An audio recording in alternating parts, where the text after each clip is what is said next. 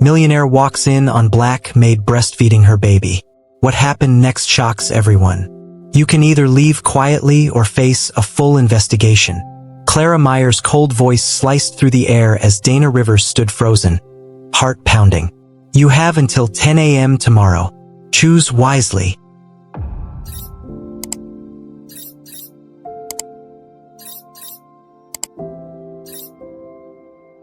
The fluorescent lights buzzed overhead as Dana Rivers clutched the worn strap of her purse, her back stiff against the HR conference room chair. Across the table sat Clara Myers, the uptight human resources director of Stratton Holdings. Her perfectly styled bob didn't budge as she leaned forward with a smug expression. You have until tomorrow morning, Dana, Clara said coolly. Either resign quietly, or we terminate you for misconduct. Dana blinked, stunned. Misconduct? She repeated, her voice trembling but composed. You were caught on security footage in the CEO's private office after hours, Clara said, sliding a printed photo across the table like a trump card. Unauthorized access. That's a breach of contract. Dana's eyes dropped to the photo, her silhouette unmistakable in the leather chair behind Mr. Stratton's desk. What the grainy image didn't show, however, was her 3-month-old son, Micah, cradled in her arms, nursing during a sudden fever that spiked during her night shift. Do you even care what really happened? Dana asked, calmly folding the photo and slipping it into her bag. Clara leaned back, crossing her arms. What I care about is someone like you thinking they can bend the rules. Someone like me? Dana said, meeting her gaze. You're a single mom with no college degree cleaning offices for a living. Let's not pretend this wasn't some attempt to gain sympathy or, worse, leverage. Dana's jaw clenched. For 2 years, she had worked the night shift at Stratton Holdings, scrubbing bathrooms, vacuuming floors, and keeping her head down. She never expected appreciation, but she never imagined this kind of disdain. I wasn't there to steal anything, Dana said. Micah had a fever and I had no sitter. I stayed late to finish my rounds and brought him along. I stopped in that office because I thought it would be quiet, safe, while I waited for his temperature to drop. Clara scoffed. So you admit you were there? Dana nodded. I do, but not for the reasons you're suggesting. Well, the footage is enough for termination.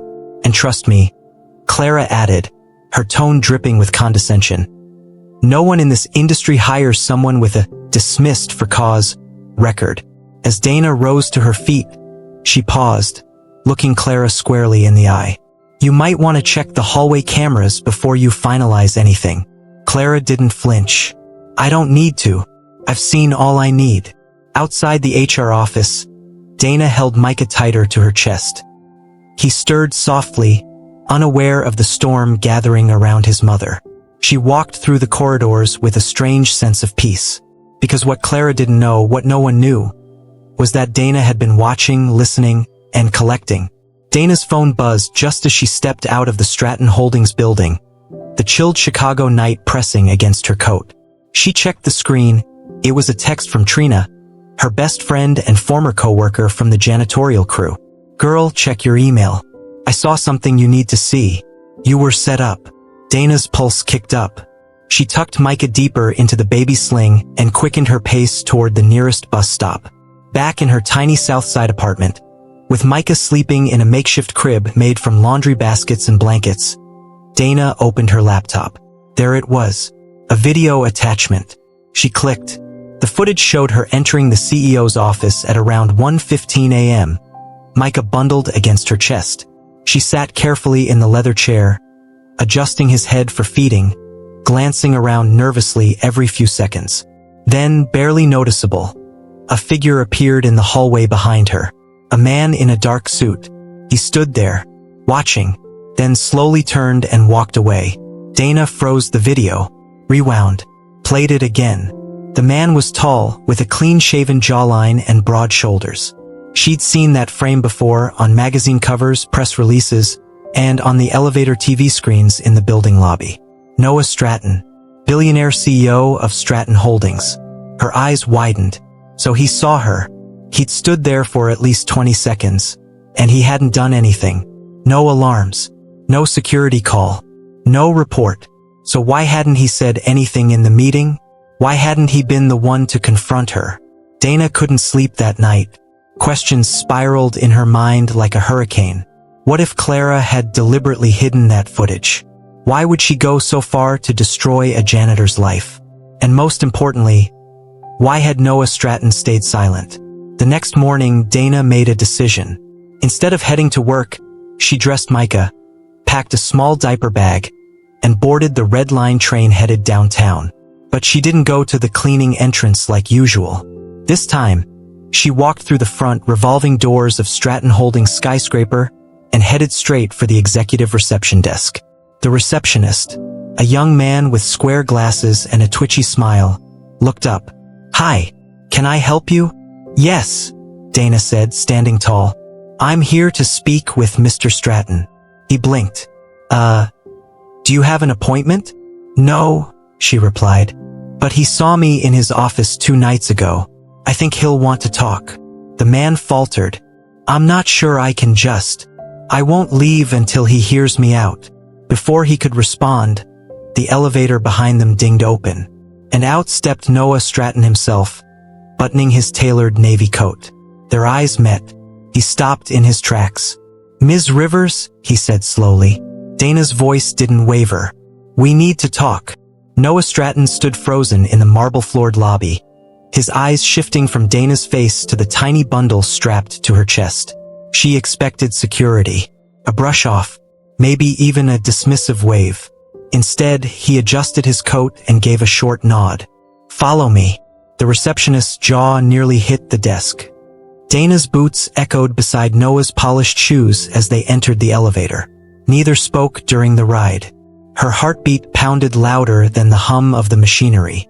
She clutched Micah tighter, both to shield him and draw courage from his quiet warmth. Once inside the executive floor, Noah led her to a private glass-walled conference room overlooking Lake Michigan. The morning sun painted golden stripes across the floor. He shut the door behind them and leaned against the window, folding his arms. "I didn't expect to see you again," he said. Dana met his gaze. "That makes 2 of us. But you saw me that night. You stood there. You watched." He didn't deny it. "Yes, I did." "Then why didn't you say anything?" "They fired me like I was some kind of criminal. Your HR manager made me feel like a thief." Noah pushed off the glass and walked slowly toward the table, silent for a beat. "Because I wasn't sure what I saw. I wasn't expecting that, and I wasn't ready to deal with it in the moment." Dana frowned. "A woman feeding a hungry baby? That was too much for you to process." His jaw tensed. "That's not what I meant." Micah let out a soft whimper, and Dana instinctively rocked him. "I took care of your child every night like he was mine, because he deserved care and peace, even when everyone else in that building was too high up to notice him." "I noticed," Noah said quietly. Her brow furrowed. "I used to review the night shift footage sometimes. I saw you singing to him, covering him with your coat, talking to him like a real person. You did more than most nannies ever did. Or could." Dana's breath caught. "Then why let them fire me?" He looked down at the floor, rubbing the back of his neck. "I didn't know they had." Clara took it into her own hands. "By the time I heard, it was done." Her voice lowered. "She wanted me gone."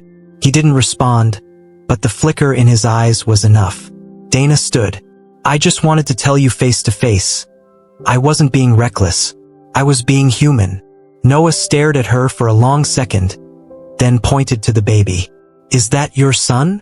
"Yes," Dana replied. "Micah. He was 4 months premature. His lungs still act up sometimes. That's why I couldn't leave him alone." A strange emotion passed over Noah's face. "How are you managing now?" "I'm surviving." He nodded slowly, then surprised her. "I want to help. Can you stay a few more minutes?" Dana hesitated but sat down. Whatever this man was planning, she wasn't walking away without knowing. Dana watched Noah carefully as he sat across from her. There was a subtle shift in his demeanor, still guarded, but no longer cold. He rested his forearms on the table and glanced at Micah, who had fallen asleep again in the sling across her chest. "I've been thinking about what happened," Noah began. "About how it was handled. I should have stepped in. You didn't deserve that treatment, Dana." She wasn't sure whether to feel validated or suspicious. "So what now? You're giving me an apology and sending me on my way." He leaned back in his chair. "I'm not here to check a box. I'm here because I owe you more than just words." She crossed her arms. "Okay, I'm listening. I want to hire you again," he said. "Not as a night cleaner, as Micah's full-time caregiver." Dana blinked. "Wait, what? I've seen how you are with him. He responds to you. You're not just filling a role, he trusts you. That means something." She hesitated, caught off guard. "I don't know. I mean, after everything? Why would you even trust me in your home again?" "Because Clara is no longer in my home," Noah said firmly. "She left 3 weeks ago. We've filed for separation." Dana stared at him. "Because of me?" He shook his head. "No, because we weren't right for each other. She wanted a status symbol. I wanted a family." She looked down at Micah, his tiny hand peeking from the blanket. "You're serious about this? I'm offering you a live-in position," he said. "You'd have your own room, competitive pay, full medical. I'll even help with daycare if you're taking classes or working a second job." Dana's mind spun. One part of her screamed, "Don't trust him." The other part remembered the late nights she held Micah close while scrubbing floors, hoping the pain in her back wouldn't outlast her next paycheck. "You're not doing this out of guilt, are you?" she asked. "No," Noah said.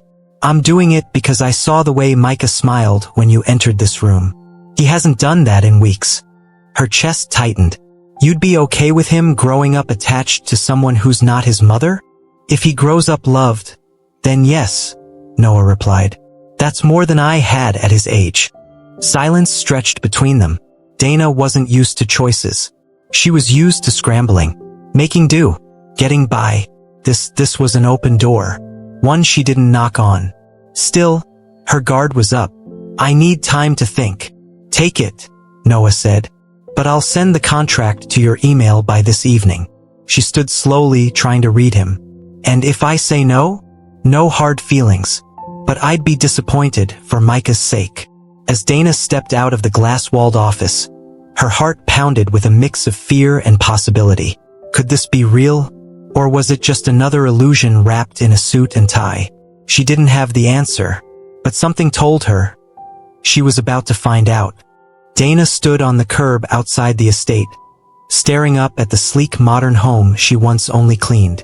This time, she wasn't here to mop floors or empty trash cans. This time, she was coming in as a caregiver, a trusted one at that. Micah stirred in the baby sling as she adjusted her grip on the single suitcase she'd brought. Her whole life packed into one zipped rectangle. A black sedan pulled into the driveway, and out stepped Noah, casually dressed in a navy polo and jeans. He looked different, less like the CEO of Lennox Innovations, more like a dad. "You're here," he said, meeting her at the gate. "I said I'd think about it. I thought," she said, her voice tight. "I'm in." Noah smiled faintly and took the suitcase from her. "Welcome back, Dana." As they stepped into the house, the difference was immediate. Gone were the sharp, sterile tones and over-decorated rooms Clara had insisted on. Instead, it felt warmer, softer. There were plush rugs, toy bins, even family photos, though most featured just Noah and Micah. "I had the guest wing converted," he said, leading her through the hall. "You've got a private suite now, your own bathroom.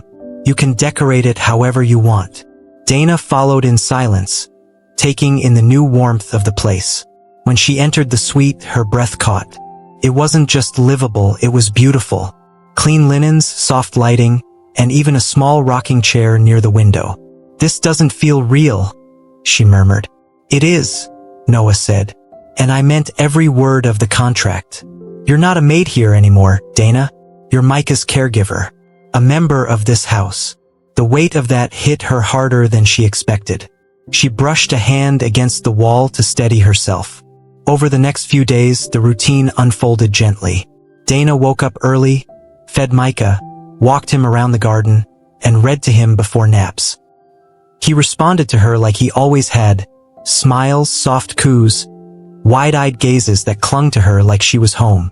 Noah kept his distance at first but gradually inserted himself into small moments, watching from the hallway, helping with bottles, learning lullabies. He was trying.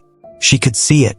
One night, as she rocked Micah to sleep in her suite, Noah knocked gently and entered. "I got him this," he said, handing her a small stuffed elephant. He had one like it, but Clara tossed it, said it was cheap-looking. Dana took it with a soft smile and tucked it beside Micah. "Thank you." Noah hesitated before speaking again. "You've brought something into this house that money never could, Dana." She met his eyes. "What's that?" "Peace." Her heart thudded. She didn't know what to say, so she said nothing. But deep down, something was shifting. In him, in her, in the house itself. A silent question lingered in the air between them. Could this really be more than just a job? She didn't know, but something told her it was already becoming just that. The days began folding into each other like pages in a book Dana never expected to read, let alone write. Life at the Lennox estate had taken on a rhythm that felt oddly like family. Breakfasts in the sunny kitchen, soft laughter over burp cloths and baby food, and evening walks through the garden with Micah cradled between them. Dana caught herself smiling more. Not forced or polite smiles, but genuine ones. Especially when Noah attempted to change a diaper or read bedtime stories with exaggerated voices that made Micah giggle uncontrollably. One evening, after Micah had drifted off to sleep, Dana found herself in the kitchen making tea. Noah walked in, holding a file folder in one hand and rubbing his temple with the other. "You okay?" she asked. "Just reviewing acquisition reports. Honestly, I'd rather be covered in baby spit than boardroom nonsense right now." Dana chuckled. "That's a first, coming from you." He looked at her, smiling. "You make it feel different here, like this house has a soul again." She turned to avoid his eyes, focusing on her cup. "It's Micah. He's the one who gives it life." "No," Noah said softly. "It's you." The words hung in the air, heavier than either of them anticipated. Dana didn't reply. She couldn't. Her hands shook slightly as she brought the mug to her lips. "Dana," he continued, stepping closer. "When I found you that day, breastfeeding Micah, it should have been a scandal. But it wasn't. It was comforting, safe, like he was exactly where he belonged." "And what did Clara say when you told her?" Dana asked, her voice tighter than she meant. "I didn't tell her. You didn't have to. She always made sure I felt beneath this house, like I didn't belong." Noah exhaled, the tension in his jaw sharp. "That's over now. Clara filed for divorce 2 weeks ago. Irreconcilable differences. Which is rich, considering she barely saw Micah as more than a checklist." Dana blinked. "You didn't say anything. It's not something I wanted to lead with, but I'm telling you now because I'm starting to realize who really matters." There it was. The line neither of them had dared cross before. Her breath caught in her throat, and she turned to face him. "Noah, this is your grief talking, not your heart." His gaze didn't flinch. "What if it's both?" Dana's chest ached with a conflict she couldn't name. She cared for him, yes, but she'd worked her whole life to build dignity without relying on someone else's affection. She wasn't about to fall into a story that felt too good to be true. Before she could respond, Micah's soft cries rang from the baby monitor. "Saved by the baby." "I'll get him," she said quickly, brushing past Noah. As she walked down the hall, her mind was a war zone of emotions. Fear, hope, confusion. She could care for the child. That was simple. But caring for the father? That was dangerous ground. Dana sat in the nursery, rocking Micah gently, though her heart was anything but calm. Noah's words repeated in her mind like a haunting echo. What if it's both? She didn't know how to respond. Didn't know if she should. Her job had never involved emotions. And yet, here they were. Micah's warm little body nestled against her chest brought temporary relief. She watched his eyes flutter shut, his tiny breaths calming her more than she could admit. But even as she held him, Dana couldn't shake the feeling that the ground beneath her was shifting. When she finally returned downstairs, Noah was gone from the kitchen, and the tension between them lingered like an invisible wall. The next few days passed with unspoken words and awkward distance. Dana stuck to her duties. Noah buried himself in work. But something was broken, and neither of them seemed brave enough to face it. That was until Clara returned. Dana was in the kitchen feeding Micah when she heard the front door swing open and high heels clack against the hardwood floors. "Where is he?" Clara's voice rang out, sharp as ever. Dana stood protectively in front of Micah's high chair. "Mr. Lennox is in his study." Clara's eyes scanned Dana with disdain before narrowing at the child. "You've gotten bold, I see, acting like you run the place." "I'm doing what's best for Micah." "Oh, don't flatter yourself," Clara snapped. "You're the help, nothing more." Before Dana could respond, Noah entered the room. His presence was immediate, protective. "Clara, this isn't the time." Clara turned to him, folding her arms. "You think I don't know what's going on here? You're sleeping with the maid now." Dana felt her stomach drop. Noah's face hardened. "I'm not dignifying that. But I will say this. Dana's done more for Micah in 6 months than you have since he was born. So if you're here to reclaim some title you tossed away, don't bother." Clara looked stunned, then bitter. "You're unbelievable. She's manipulated you, played the nurturing act." "I don't need convincing," Noah snapped. "I watched you leave, Clara. You didn't even say goodbye to your son. That's the kind of mother you are." Dana picked up Micah and stepped out of the room, giving them privacy, though her heart pounded. The confrontation wasn't hers, but it affected her deeply. For the first time, Noah had defended her, publicly, openly, without hesitation. Clara stormed out minutes later, slamming the door behind her. Noah found Dana in the garden, Micah nestled in her arms. "She won't be back," he said, his voice quieter now. "It's over." Dana looked at him, unsure of whether to feel relief or dread. "What happens now?" Noah stepped closer, his expression open, vulnerable. "That depends on you." She wanted to believe him, wanted to fall into whatever future he was hinting at. But her fear whispered louder. "Don't ask me for more than I can give, Noah," she said softly. He reached for Micah and held him close. "I'm not asking for anything. Just don't leave." And for the first time, Dana didn't know if she could. Dana sat on the back porch after sunset, watching the cicadas dance in the air while Micah slept peacefully upstairs. The garden, once a place of serenity, now felt like the edge of a cliff. She could still feel the weight of Noah's words. Just don't leave. How could she stay? Everything between them was blurred now. She had come into this house as a maid, and somehow ended up at the center of a fractured family, caught between duty, affection, and something dangerously close to love. The screen door creaked behind her. Noah stepped out, silent for a moment before joining her on the steps. He handed her a mug of tea, his eyes searching hers. "You didn't sleep last night," he said softly. "I had a lot on my mind." He sat beside her, leaving just enough space for the tension to breathe. "You've changed things, Dana. This house used to be a hollow shell. Then you filled it with light, with love. You made Micah smile again. You made me feel something I didn't think I'd feel again." She looked at him, torn between wanting to believe him and knowing what it could cost her. "Noah, I'm not the woman you think I am." "Then help me understand the woman you are," he said gently. She stood, heart racing. "I'm the maid, the black girl people whisper about when they think you're too rich to notice. I'm not your equal. I'm the person who changes diapers and folds your laundry and gets accused of seducing your ex-wife just because I dared to care." Noah stood too, but he didn't raise his voice. "You're not just anything, Dana. You're the reason this house isn't broken anymore. You saved my son, and you saved me too, whether you realize it or not." The porch light flickered slightly, as if the universe itself was holding its breath. Dana shook her head. "You say that now, but what happens when the world starts talking? What happens when your board members see you with the maid and decide you've lost your mind? What happens when your privilege forgets I don't have the same armor? He reached out, gently holding her hand. Then let the world talk. I'm not afraid of them. I'm afraid of waking up and not finding you here. For a moment, silence stretched between them. Tender, trembling silence.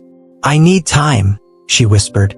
I'll give you all the time you need, he replied. They stood there, fingers intertwined. Not lovers, not employer and employee. Just two souls suspended in uncertainty.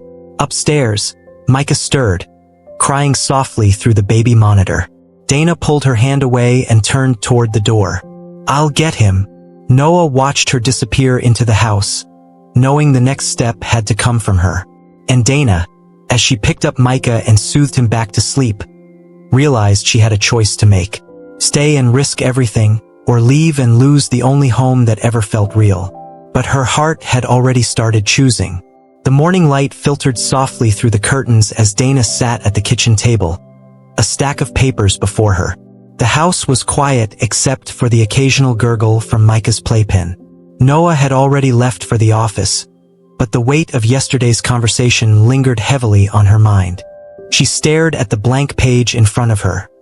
An application for a managerial position at Lennox Enterprises. A position far beyond anything she had ever imagined for herself. Yet here it was, suddenly within reach. The world outside was still buzzing with whispered judgments, prejudices, and unspoken barriers. Dana knew the path ahead would not be easy. There were board members who questioned Noah's judgment, co-workers who looked at her with thinly veiled skepticism, and a society that saw her as just a maid, not a leader. But with every challenge, she felt a growing fire inside. The same fire that had pushed her to protect Micah that night, to fight for her dignity, and to demand justice from a system stacked against her. Noah returned just as Dana was lost in thought. He approached silently, resting a hand on her shoulder. Filled out the application? He asked, a hopeful smile on his face. She nodded. I did. It's terrifying, but also right. He pulled out a chair and sat beside her. I'm proud of you, Dana. Not just because you're stepping up, but because you never let anything, no one, define your worth. She looked at him, gratitude flooding her. I want to be more than the girl who cleaned your house. I want to be the woman who changes how things work here. Noah's eyes glistened with emotion. Then let's do it together. Over the next weeks, Dana threw herself into the role with unwavering determination. She met with department heads, studied corporate policies, and began implementing initiatives to improve diversity and fairness within the company. Her natural empathy, combined with sharp intellect, began turning skeptics into supporters. Slowly but surely, she dismantled outdated systems and replaced them with ones that valued every employee's voice. The day the board unanimously approved her promotion to Director of Compliance was a victory, not just for Dana, but for everyone who had ever been underestimated. That evening, as she and Noah watched Micah's first steps in the company's new childcare center, a place Dana had fought hard to create, they shared a look filled with quiet triumph. The barriers were breaking. Together, they were rewriting the story. The months that followed were nothing short of transformative. Dana's promotion wasn't just a title, it was a symbol of change. Under her leadership, Lennox Enterprises blossomed into a company that didn't just talk about diversity and inclusion, but lived it every day.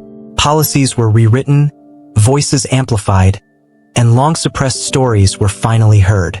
Dana's journey had inspired employees across all levels, showing them that courage and integrity could topple even the tallest walls of prejudice. The company nursery, once a dream, was now bustling with laughter and life. A safe haven where children like Micah could grow while their parents worked without worry. One afternoon, Noah found Dana in the executive lounge, reviewing plans for a new mentorship program aimed at empowering young women in underserved communities. Micah played nearby with other children, his bright eyes mirroring the hope around him. You've changed everything, Noah said, taking a seat beside her. She smiled, tired but fulfilled. We've changed everything. Their eyes met, and the unspoken feelings that had hovered between them finally settled into something steady, something real. Noah reached for her hand, and she didn't pull away. "About us," he began cautiously. "I know it's been a complicated road, but I want to build something with you. Something lasting." Dana's heart swelled. "I want that too." Together, they stepped into a future neither could have predicted when fate first brought them together. Two lives intertwined, not by circumstance or obligation, but by choice and love. And as Micah took his tentative steps forward, so did they, toward healing, growth, and a new kind of family built on respect, strength, and hope. Because sometimes the most unexpected beginnings lead to the greatest stories. Dana's journey from overlooked maid to empowered leader proves that strength, resilience, and integrity can break down even the deepest walls of prejudice. With courage and determination, she transformed not only her life but the culture of an entire company, showing us all that true power comes from rising above injustice and building something greater. If this story inspired you, please like, share, and subscribe for more powerful tales of overcoming adversity and triumph. Don't forget to hit the notification bell so you never miss a story that could change your perspective and brighten your day.